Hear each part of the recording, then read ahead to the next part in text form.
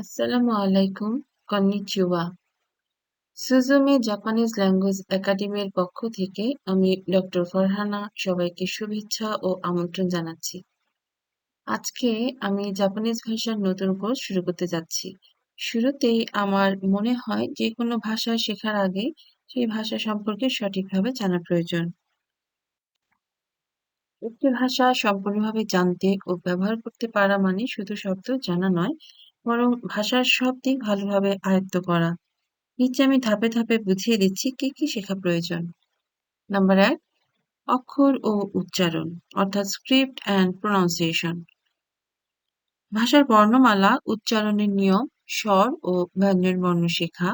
যেমন জাপানি ভাষা শেখার সময় হিরাগানা, কাতাকানা এবং কাঞ্জি শেখা প্রয়োজন। ইংরেজির ক্ষেত্রে ফনেটিক্স, ওয়ার্ড স্ট্রেস, অ্যাকসেন্ট এগুলো শেখা প্রয়োজন। নাম্বার ২, শব্দ ভান্ডার অর্থাৎ ভোকাবুলারি। প্রতিদিন নতুন শব্দ শেখা, সাধারণ বিষয় অনুযায়ী ভাগ করে শেখা, যেমন পরিবার, খাবার, সময়, আবহাওয়া ইত্যাদি। উদাহরণসহ মনে রাখা ভালো। মিজু অর্থাৎ পানি, তাবেরু অর্থ খাওয়া। নাম্বার ৩, ব্যাকরণ অর্থাৎ গ্রামার। বাক্য গঠনের নিয়ম জানা, কে কি করছে, কোথায়, কখন ইত্যাদি বোঝা। ক্রিয়া, কাল, পার্টিকেল বাক্য গঠন শিখতে হবে। যেমন আমি স্কুলে যাই, এর জাপানিজ হবে ওয়াতাশি ওয়া গাক্কোই ইকিমাস। এখানে ওয়া এবং এ হলো ব্যাকরণ অংশ অর্থাৎ পার্টিকেল।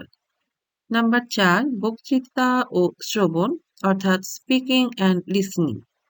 উচ্চারণ অনুশীলন করা, নেটিভ স্পিকারদের কথা শুনে অনুকরণ করা, যেমন ইউটিউব, অ্যানিমে, পডকাস্ট ইত্যাদি মাধ্যমে শেখা। ছোট ছোট কথোপকথন অনুশীলন করা।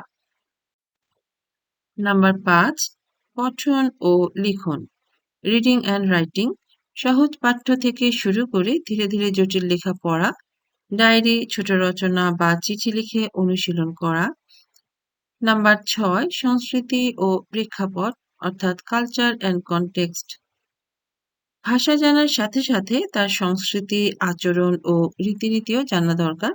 এতে ভাষা ব্যবহারে প্রাকৃতিকতা আসে। যেমন কখন আরিগাতো বা সুমিমাসেন বলা উপযুক্ত। নাম্বার ৭, চর্চা ও ধৈর্য অর্থাৎ প্র্যাকটিস অ্যান্ড কনসিস্টেন্সি।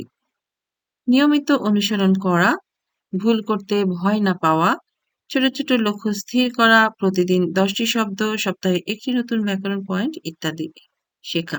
সংক্ষেপে একটি ভাষার পারদর্শী হতে হলে শিখতে হবে অক্ষর, শব্দ, ব্যাকরণ, শুনে বোঝা, বলা, পড়া, লেখা, সংস্কৃতি। সবাই সঙ্গে থাকার জন্য অনেক ধন্যবাদ। দোমো আরিগাতো গোজাইমাস্তা।